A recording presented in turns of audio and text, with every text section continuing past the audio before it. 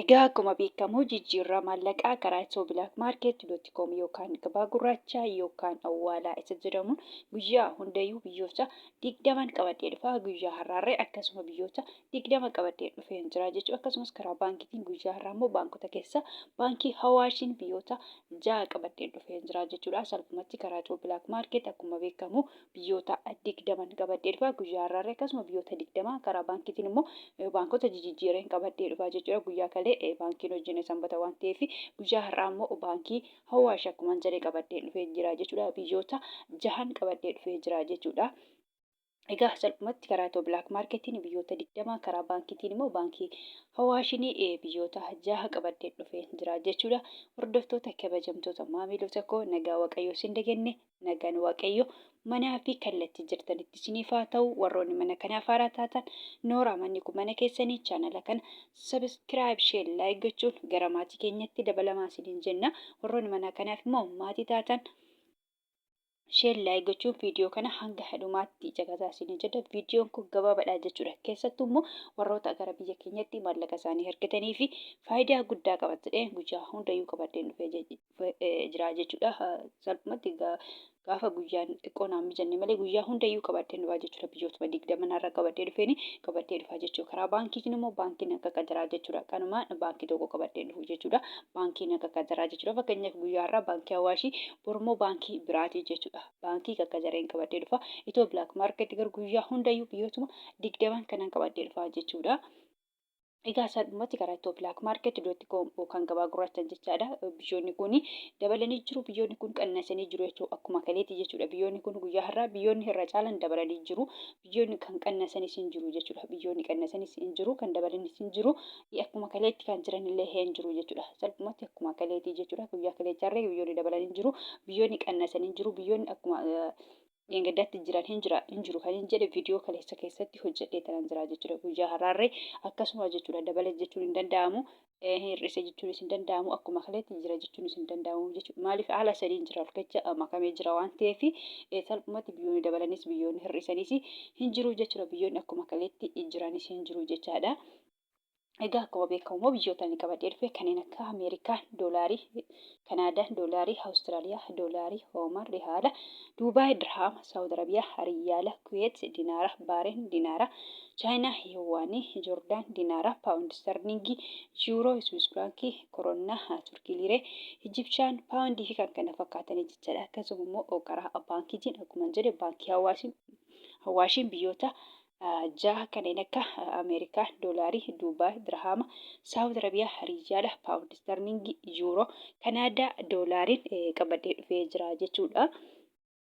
Karaa baankiitiin illee akkasuma keessattuu baankii Hawaashii baay'ee dabalaa jira jechuudha. Karaa baankii Hawaashiin baay'ee dabalee jira jechuudha. Baankiin Hawaashii immoo akkuma beekamu baankota hundayyuu hin caala jechuudha. Baankiin Hawaash biyyoota baankota keessa baankota tokkoffaadha jechuudha. Inni qabadee dhufu keessa hunda kan caalu baankii Hawaashii jechuudha. Baankii daldala Itoophiyaa irraa hin caala, Oromiyaa irraa hin caala, Dashan irraa hin caala jechuudha. Baankota kanan qabadee dhufanii isaan kana hundumaa hin caala jechuudha. Baankiin Hawaashii salphumatti jechaadha. Ergan qabadee dhufuu jammaree jechaadha. Ergan hojjechuu jammaree hin caala jechuudha. Ergan karaa baankiitiin hojjechuu jammaree baankii Hawaash tokkoffaadha jechuudha. Salphumatti karaa baankota keessa jechaadha. Amma guyyaa hundayyuu Ameerikaa doolaara irraa hin ka'a. Akkasuma guyyaa har'aarree Ameerikaa doolaara irraa hin ka'a jechuudha. Ameerikaa doolaariin tokko guyyaa har'aa karaa ethio market.com yookaan gabaa gurraachaan birii 100 fi birii 79 fi saantiba 27 jechuudha. Akkasuma Ameerikaa doolaariin karaa baankiitiin baankii Hawaashiin birii 100 fi birii 50 fi saantiba 92. Kanaadaa doolaariin tokko karaa ethio market.com yookaan gabaa gurraachaan birii 100 fi birii 28 fi saantiba 27. Akkasuma Kanaadaa doolaariin karaa baankiitiin baankii Hawaashiin birii 100 fi birii 8 fi saantiba 14. Awustiraaliyaa doolaariin tokko karaa ethio market.com yookaan gabaa gurraachaan birii 100 fi birii 17 fi saantiba 62.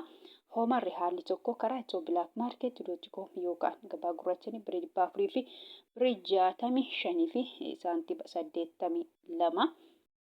Kadhichanuu Duubaay dirhaamiin tokko karaa Itiyoo bilaak maarkeet.com yookaan gabaa gurraachanii birrii 48 fi saantiba 78 akkasuma Duubaay dirhaamiin karaa baankiitiin baankii Hawaashiin birrii 43 fi saantiba 70 Saawud Arabiyaa Riyaadii tokko karaa Itiyoo bilaak maarkeet.com yookaan gabaa gurraachanii birrii 47 fi saantiba 73 akkasuma Saawud Arabiyaa Riyaalii karaa baankiitiin baankii Hawaashiin jechaadha birrii 42 fi saantiba 77 jechuudha. Salphumatti birriin Duubaay fi birriin Saawudii garaagarummaa birrii tokkooti jechaadha. Karaa baankiitiin illee ta'e karaa Itiyoo bilaak maarkeetiin birriin Duubaay birrii Saawudii birrii tokko caala jechuudha. Karaa lacheenuu jechuudha.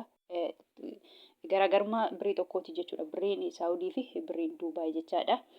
Kan itti Kuweetii dinaarii tokko karaa Itiyoo bilaak maarkeet.com yookaan gabaa gurraachanii birrii 500 fi birrii 83 fi saantiba 95 kan itti Baareen dinaarii tokko karaa Itiyoo bilaak maarkeet.com yookaan gabaa gurraachanii birrii 400 fi birrii 75 fi saantiba 37 Chaayinaa Yoowwaanii tokko karaa Itiyoo bilaak maarkeet.com yookaan gabaa gurraachanii birrii 25 fi saantiba 30 Joordaan dinaarii tokko karaa Itiyoo bilaak maarkeet.com yookaan gabaa gurraachanii birrii 200 fi birrii 52 fi saantiba 76 kan itti Paawundi Sterlingidha. Paawundi Sterlingiin tokko karaa Itiyoo bilaak maarkeet.com yookaan gabaa gurraachanii birrii 200 fi birrii 37 fi saantiba 54 akkasuma Paawundi Sterlingiin karaa baankiitiin baankii Hawaashiin birrii 100 fi birrii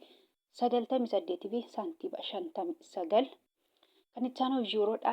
Yuuroon tokko karaa Itiyoo bilaak maarkeet.com yookaan gabaa gurraachanii birrii 200 fi birrii 8 fi saantiba 55 akkasuma immoo Yuuroon karaa baankiitiin baankii Hawaashiin birrii 100 fi birrii 74 fi saantiba 16 kan itti Swiss Frankidha. Swiss Frankiin tokko karaa Itiyoo bilaak maarkeet.com yookaan gabaa gurraachanii birrii 200 fi birrii 23 fi saantiba 58 Koronaan tokko karaa Itiyoo bilaak maarkeet.com yookaan gabaa gurraachanii birrii 19 fi saantiba 02 Turkii liireen tokko karaa Itiyoo bilaak maarkeet.com yookaan gabaa gurraachanii birrii 4 fi saantiba 22 Ijipshaan paawundiin tokko karaa Itiyoo bilaak maarkeet.com yookaan gabaa gurraachanii birrii 3 fi saantiba 76 kan itti Yemen riyaalii tokko karaa Itiyoo bilaak maarkeet.com yookaan gabaa gurraachanii 0 saantiba 75 Israa'el shekeliin tokko karaa Itiyoo bilaak maarkeet.com yookaan gabaa gurraachanii birrii 54 fi saantiba 88 Hindiyaa ruupeen tokko karaa Itiyoo bilaak maarkeet.com yookaan gabaa gurraachanii birrii 2 fi saantiba 00 salphumatti birrii hindii guyyaa har'aarra birrii 2 jechuudha. Guyyaa kaleerra birrii 2 jechuudha. Birriin hindiyaa tokko birrii Itoophiyaatti jechaadha. Kan itti Paakistaan ruupeen tokko karaa Itiyoo bilaak maarkeet.com yookaan gabaa gurraachanii 0 saantiba 63 sharafachaa oolan yookaan jijjiirrachaa oolanii jiru jechuudha. Salphumatti karaa Itiyoo bilaak maarkeet.com yookaan gabaa gurraachanii biyyoonni 20 kana fakkaatu jechuudha. Akkasuma karaa baankiitiin immoo baankota keessa immoo akkuma jiru guyyaa har'aa baankii Hawaashiin biyyoonni 6 kana fakkaatu jechuudha. Salphumatti kanaan jijjiirrachaa oolan yookaan gajarachaa oolanii jiru jechuudha. Kan biraa immoo kanan jechuu barbaadu jechuudha. Guyyaa hundayyuu nan dubbadha warroonni Joordaanii fi Beerut yookaan Libneen jirtanii jechuudha. Fakkeenyaaf birriin biyya Joordaanii dinaara jedhama jechuudha. Warroonni mana madaala jirtan immoo dinaara biyya sanii osoo hin taane doolaarii fudhattu jechuudha. Beerut yookaan Libneen illee akkasuma jechuudha. Akkuma jedhee birriin biyya sanii paawundii jedhama. Birriin biyya Beerutii paawundii jedhama jechuudha. Paawundiin Beerut yookaan Libneen immoo baay'ee xiqqoodha jechuudha. Akka birrii Paakistaanii akka birrii Yemenii jechuudha. Salphumatti birrii Itoophiyaatti gahee jechuudha. Birriin Beerut yookaan Libneen baay'ee xiqqoodha jechuudha. Kanaafuu isinillee birrii biyya sanii osoo hin taane doolaariidha jechuudha. Doolaariin immoo baay'eetu jira jechuudha. Akkuma paawundiin baay'een jiraate doolaariin irraa baay'eetu jira jechuudha. Fakkeenyaaf asirratti doolaarota 3 maqaa dhahee jira jechuudha. Ameerikaa doolaarii, Kanaadaa doolaarii, Awustiraaliyaa doolaarii jedhee kanan jira jechuudha. Ani maqaa isaanii hin dhahin baay'eedha. Haa ta'uyyuu malee isaan kana keessatti Ameerikaa doolaariidha jechuudha. Salphumatti warroonni Jordaanii fi Beerut yookaan Limneen jechaadha. Ameerikaa doolaariidhaan herreeggattu yookaan assaabbattu jechuudha. Fakkeenyaaf karaa Itiyoo bilaak maarkeetti.com yookaan gabaa gurraacha yoo ergattan jechaadha. Warroonni Jordaanii fi Beerut yookaan Limneen jechaadha. Ameerikaa doolaariin tokko karaa Itiyoo bilaak maarkeetti guyyaa har'aa birrii 100 fi birrii 70 fi saantiba 27 jechuudha. Kanaan herreeggattu yookaan assaabbattu jechuudha. Yommuu karaa baankiitiin ergattan baankota keessa immoo akkuma jedhe guyyaa har'aa baankii Awaashiin qabadhee baankii Awaashiin Ameerikaa doolaariin tokko birrii 100 fi birrii 50 fi saantiba 92 herreeggattu yookaan assaabbattu jechuudha. Karaa baankiitiin immoo yoo ergattan baankota keessa immoo akkuma jedhe baankii Awaashiin yoo ergattanii jechaadha. Egaa salphumatti warroonni Jordaanii fi Beerut yookaan Limneen jechaadha. Ameerikaa doolaariidhaan herreeggattu yookaan assaabbattu jechuudha. Egaa gabaabumatti viidiyoon karaa kana fakkaata. Viidiyoo birootiin akka walitti deebinutti nagaa ta'a.